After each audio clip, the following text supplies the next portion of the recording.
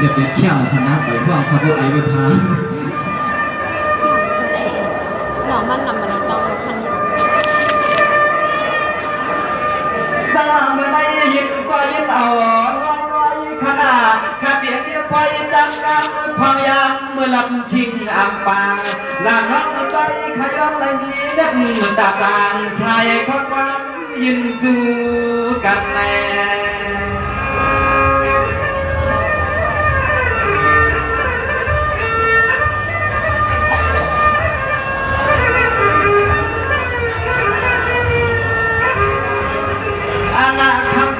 ใจขยันอาคารอาลาบอกเงินตังของความขยันรับยำพลาตาลานำป้าเต่าเท่าอยู่เหนือวันเหนือกัน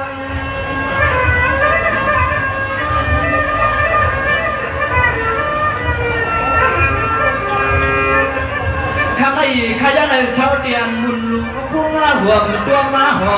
จับยอจับขาแม่ตาลูกตาหักชูจอเฮาขัดซื้อเลยมาคำเป็นเจ้าเปลี่ยนล้าน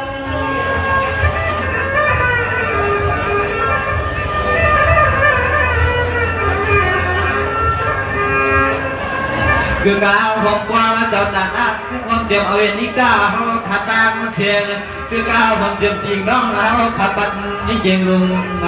จุงปุงตาลาเมื่อได้เจ็บพี่น้องอาญาเจ้าสู่สาวขามีหลอกความขอป่าถึงกูพ่อกูควรยินเราไปข้างหน้า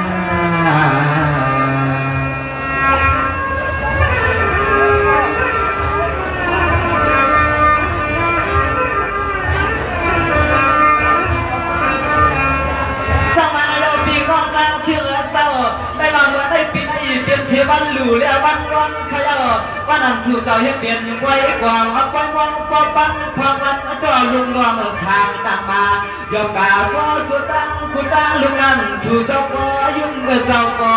โผล่แน่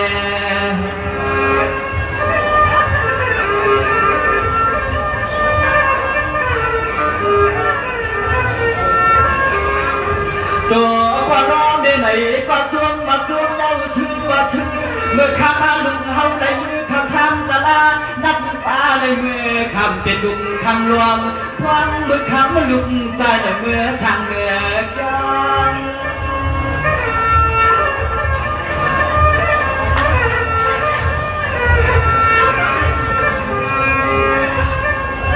เมื่อไหร่ก็เปิดเสียเจ้าขาพระจันทร์วิทยาเห็นเมื่อเปลี่ยนวันเงาโผล่ผ่านบางรอขยอนั่นคือลูกน้ำชูซับก็ได้เลยจับมันจับยอก็ได้เอาพาลีเขียนห่อหันตัวตัวจันหมอกลานกันนั้นคำเจ้าจ้องอ่อนหนาวนั้นหนาว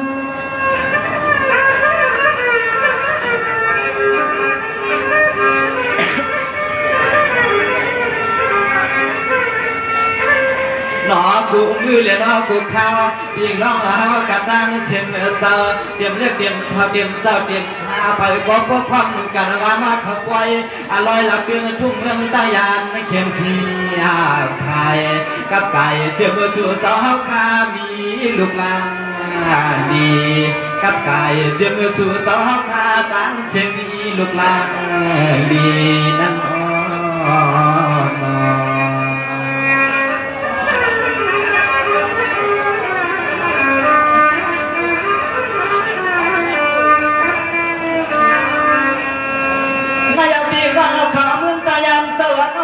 ได้มาดึงเรื่องลือปีมันลีดวงมาขยับทุนยาวันงานเมื่อได้ปีเราเขาต่อสู้กันเหตุการณ์ตั้งลีชุน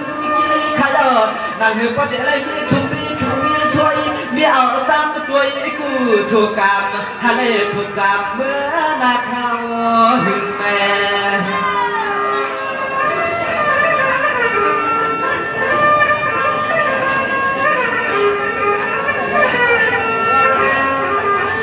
เจียมาตะตาหน้าห้องขัดตาเชียงเขาเจ้าใครมือจากใครรักใครวันคุณควันไปตุยตะร้อนเมื่อไรก็นอทำข้อยุบเอาตาข้อเล็บย่องลุงกองลุงวังดวงเปลี่ยนเบียงเปลี่ยนเบียง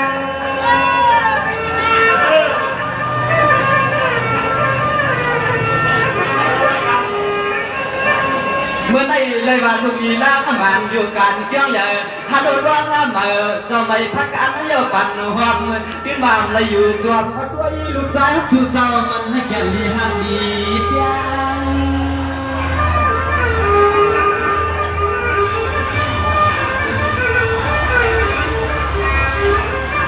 นอนน้อยย้อนให้คำลูกร้องฮักถือเจ้าเฮาขับว่าได้เป็นผู้อันคำว่าตัวเย็นตัวแห้งที่เนื้อชาชาจิตป่าเสียแล้วมาเป็นที่เฮายุบมือไว้ผู้จอให้ฉันก็เป็นความบุญเมตตาใจขัดชูปันนั้นอ่อน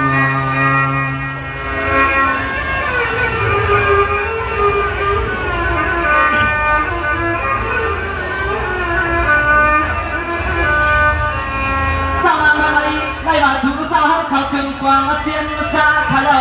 อันว่าเจียมันในกวางในสวนในนาขะเลาขัดใจคิ้วแก่เมื่อไหร่ก็ชูเจ้าเขาชูก่อห้ากันในคืนในเย็นวันใหม่ไทยใจบังขับไว้จะวางตัวเมื่อไหร่ไปก็จะให้ก็ได้จำวันจำย่อเอาคู่ชูเลตัง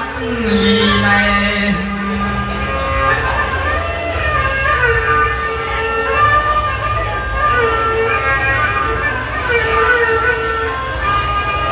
เปียในเรื่องในมันเก่ากูดัง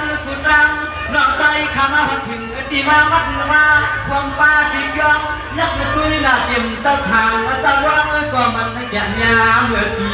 ก่อน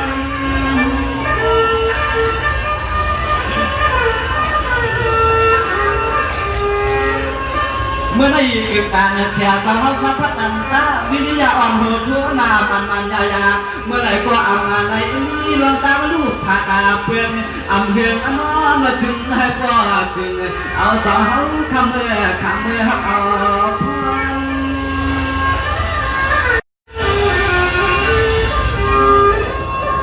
อ่อนว่าอันให้เป็นวัน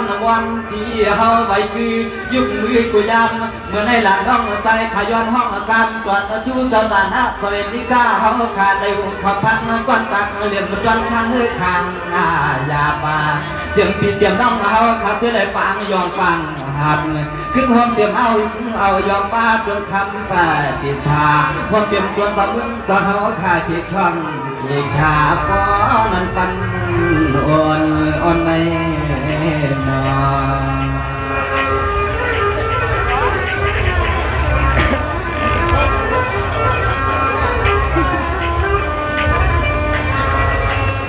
สมัยเราประชาเวลาจะตั้งเชื่อเจ้าได้บาชูเจ้าขยันควรเดียวมันจะไม่ตั้งส่วนนอนเมื่อได้อามาใส่คำข้าวพวนก็มาปดด่าถึงมาข้างนอกก็เพื่อหันลูกแล้วชื่อใส่อาปนเมียมาตาก็วันเชี่ยวรำไม่ใส่ใน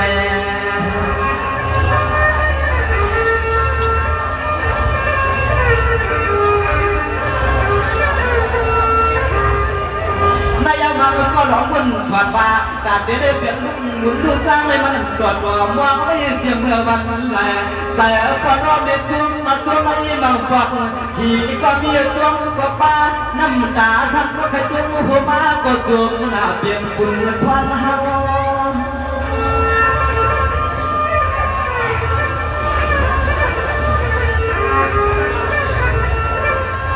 มาเลยหันดุงใจปนขี่ปนเบาปนไม่ปนเมาแน่นอนกอดกลางเมียจวงที่จวงมาเลยก็เลยขอน้อยแน่จึงฉันก็เลยมีน้ำใจน้ำคอยองยอไม่เป็นดุงช่างใหม่นายเปลี่ยนอากูกู้สู่ในนอกบนความนั้นจะทำขัดเพียรเหนื่อยตึงใหญ่มีร้อนมีหาเลยมีร้อนมีเลยเขา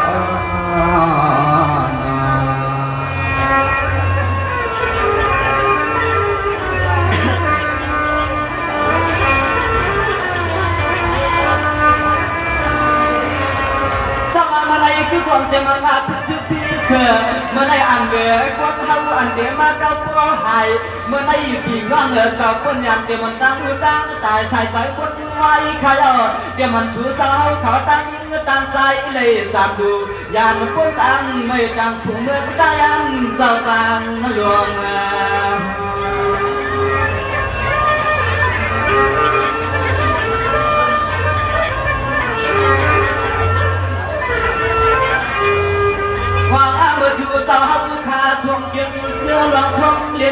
วังวังเมื่อยามตอนเฮาเดียวว่างมายุ่งขอตีไว้เรียนรอตีลำไทยวันตอนตามไม่ปันเจ้าตาหน้าคือห่วงเจ็มปลังมีหวังเขาเจ้ายิ้มด้วย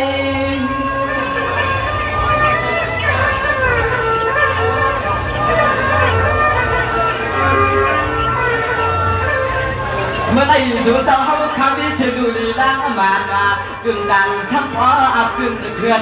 ใจอ่อนปนอ้อยเมมองไปอยู่เกียนอันไหนเมื่อไม่สู่เจ้าเฮาคำนี้ลูกเชียงเจ็บเทเมพ่อแม่สุขเชชอย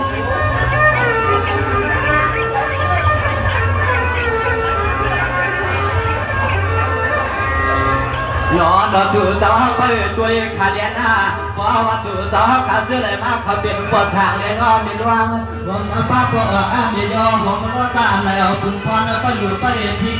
ลุกไม่วางเจ้าทางใหม่ในความนอนถึงไอ้พ่ออายุใหญ่ไผ่ก็ย้อนกับเย็นไผ่ก็ย้อนไม่ปอบผ่านยันน้องตารู้ตาเปลี่ยนขยอน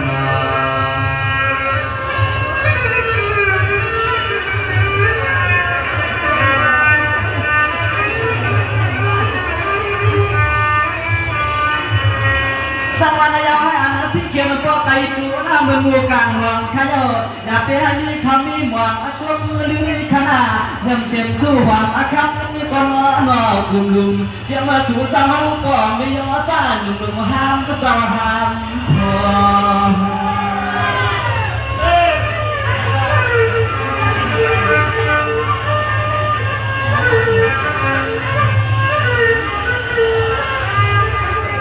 เมื่อไรเขาก็เหมือนหนังตาทางว่ามาความเจียมความจ้างมีจ้างความเจียมก็รอไม่วันตัวเขาจะเขาเกี่ยวชุ่มชัวมาความเจียมผู้ใหญ่เด็กกวนหัวเขาจะดังเชียงให้มาจะมาจู่เจ้าเขาขับว่าละพี่พี่จีลองเขาลองอยู่นำห่างคุณยา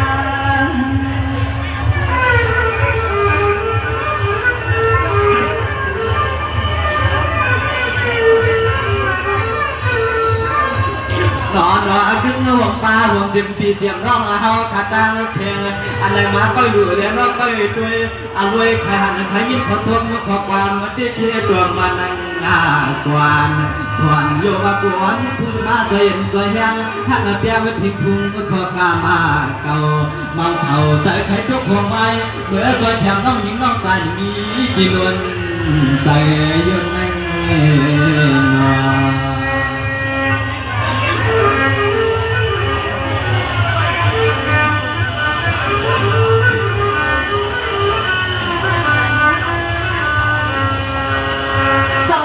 ด้วยกันด้วยนาเมื่อได้หายอันอภินาหังขาก็เหมือนกี้ใส่กินคำกินเงินขนาอายุอาศักก็ยาวยืนเตรียมเฮียงเมื่อได้พี่น้องอันตักเชียงหายชูได้เงินเป็นหาวัชินกาขนาสมาชูจำในเห็นชวนอันร้อนนาก็จึงให้ชูเจ้าหังขาจำยออยู่เกี่ยวกับเมืองตายานเจ้าอยากเป็นรู้จักใครจะขี่มา